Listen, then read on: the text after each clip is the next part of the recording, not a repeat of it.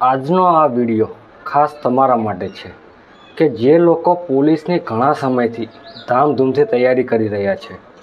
જો તમે કોન્સ્ટેબલની એક્ઝામ આપી રહ્યા છો કે જેને હવે ફક્ત 30 દિવસ બાકી છે, તો આ વિડિયો અંત સુધી જોજો. કારણ કે હું અહીં કોઈ મોટી વાતો નહીં કરું, કોઈ એક્સ્ટ્રા મોટિવેશન નહીં આપું. હું તમને એકદમ સિમ્પલ રીતે સમજાવીશ કે આ છેલ્લા 30 દિવસોમાં શું કરવું અને કેવી રીતે કરવું. અને સૌથી ઇમ્પોર્ટન્ટ વાત, ટેન્શન વગર કેવી રીતે તૈયારી કરવી. દોસ્તો, સાચું કહું તો આ 30 દિવસ ઘણા લોકો માટે નોર્મલ હોય છે, પણ જે લોકો સિરિયસ બને છે એમના માટે આ 30 દિવસ ગેમ ચેન્જર બને છે. અને હવે તમે કઈ કેટેગરીમાં આવવાના છો એ હવે તમારા હાથમાં છે. ચાલો હવે સીધી વાત પર આવીએ. સૌથી પહેલાં સિચ્યુએશન ક્લિયર કરી લઈએ. હવે 30 દિવસ બાકી છે, એટલે કે 30 દિવસ એટલે કે રોજના 24 કલાક હોય, એટલે 30 દિવસના 720 કલાક. પણ આપણે 24 કલાક સ્ટડી નથી કરતા. ખાવાનું, સૂવાનું ને બાકી બધો વધારાનો સમય આ બધું કાઢી નાખીએ તો એકચ્યુઅલ પ્રોડક્ટિવ ટાઈમ કેટલો રહે? લગભગ 10 થી 12 કલાક પર ડે. એટલે 30 દિવસમાં 300 થી 350 કલાક મળશે. હવે સિમ્પલ વાત છે, આ 300 કલાક તમે કઈ રીતે યુઝ કરો છો? તો સિલેક્શન ઓલમોસ્ટ પોસિબલ છે. પણ જો આ સમયમાં પણ તમે મોબાઈલ, ઓવર થિંકિંગ, ટેન્શન આ બધામાં ટાઈમ વેડફી દેશો તો પછી ટફ થઈ જશે. અને એક વાત ધ્યાનમાં રાખજો, અત્યાર સુધી તમે જે કર્યું એ ઇમ્પોર્ટન્ટ નથી.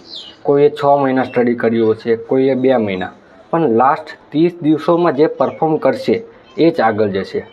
તમે આખો દિવસ શું બોલો છો પોતાના મનમાં એ પણ મેટર કરે છે.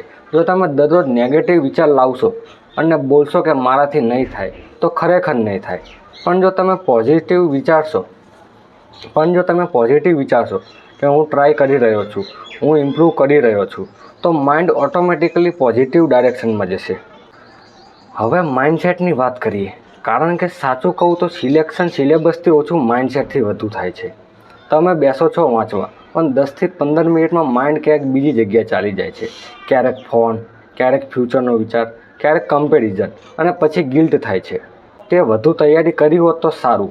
અને જો એમાંય જો થોડાક માર્કથી રહી જશો તો એ અફસોસ કાયમ રહેશે. એના કરતાં હાલ જેટલો પણ સમય છે લાગી જાઓ. આ તૈયારીની સાયકલ બ્રેક કરી નાખો. સિમ્પલ રૂલ, જ્યારે સ્ટડી કરો ત્યારે ફક્ત સ્ટડી જ કરો, અને જ્યારે બ્રેક લો ત્યારે પ્રોપર બ્રેક લઈ લો, રિલેક્સ થઈ જાઓ અને પાછા લાગી જાઓ. બંને મિક્સ નહીં કરવાનું. બીજી મહત્ત્વની વાત, બીજાની સાથે કમ્પેર કરવાનું બંધ કરો. કોઈ કહે કે મેં 10 મોક ટેસ્ટ આપી, કોઈ કહે કે હું ડેલી 12 કલાક વાંચું છું. એ બધું સાંભળવાનું બંધ કરો અને પોતાનામાં જ રચ્યા પચ્યા રહો. તમે તમારા ટ્રેક પર ફોકસ કરો. અને જ્યારે લો ડેઝ આવે તો તેને હેન્ડલ કેમ ના કરવા? હવે એક વાત છે કે દરરોજ મોટિવેશન હાઈ નહીં રહે. કેટલાક દિવસ એવા આવશે જ્યારે મન નહીં કરે સ્ટડી કરવાનું. એ નોર્મલ છે. તો એ દિવસે શું કરવું? સિમ્પલ, ફૂલ સિલેબસ નહીં, પણ થોડું તો કરવું. 1-2 કલાક. કન્સિસ્ટન્સી તૂટવી ન જોઈએ બસ.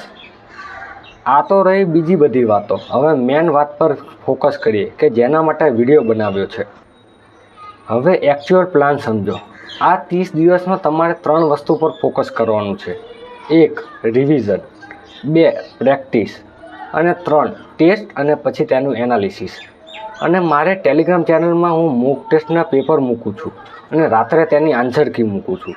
તો તમે તે મોક ટેસ્ટ અવશ્ય આપજો, જેથી તમને તમારી તૈયારી કેવી છે એ જાણવા મળે અને હજુ શું ઇમ્પ્રૂવ કરવાનું છે તે ખબર પડે.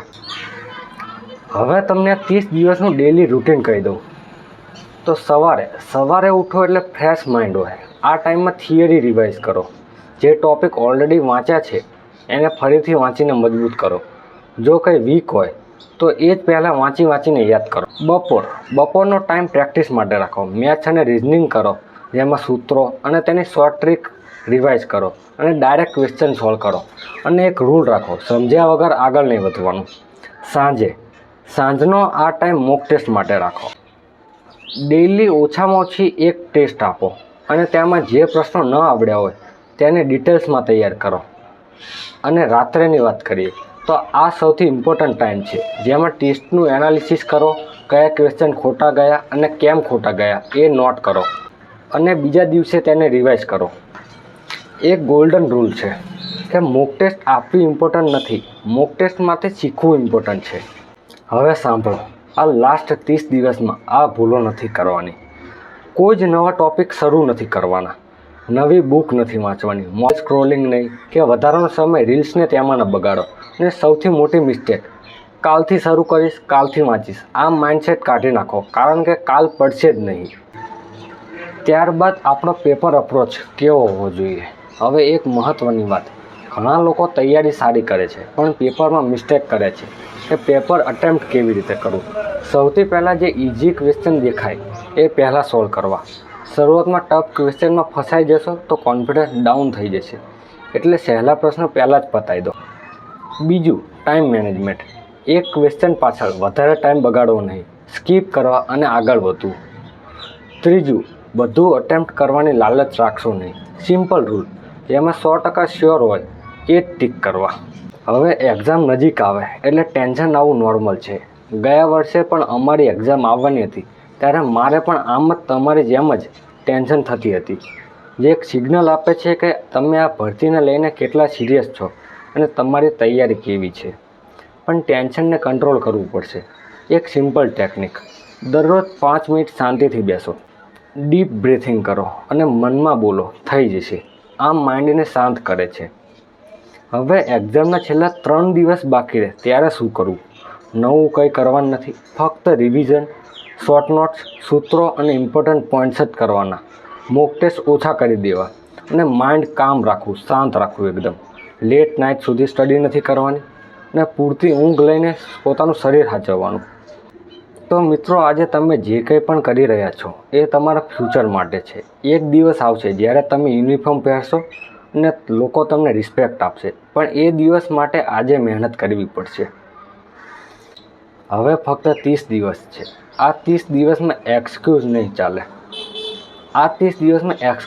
ચાલે. બસ કર્મ કરવાનું છે, ફળ આપોઆપ મળી જશે. હવે આ 30 દિવસમાં તમે જે કંઈ પણ એફર્ટ કરશો ને એ તમારા જીવનની દિશા બદલી શકે છે. ઘણા લોકો હાફ વે છોડે છે, પણ જે લાસ્ટ સુધી ટકે છે એ જ જીતે છે. તો તમે પણ ટકી જાઓ, સ્લો જાઓ પણ સ્ટોપ ન થાઓ. જો આ વિડીયો તમને મદદરૂપ લાગ્યો હોય તો લાઈક કરજો અને તમારા લાગતા વળગતા તમામ મિત્રો સુધી શેર કરી આ વિડીયો પહોંચાડજો. મળીએ હવે શાંતિથી કંઈક બીજા ઉપયોગી વિડીયો સાથે. જય માતાજી, જય હિન્દ. ટેલિગ્રામ ચેનલની લિંક યુટ્યુબમાં તમે બાયોમાં જશો ત્યાં મળી જશે, તેના પર ક્લિક કરજો.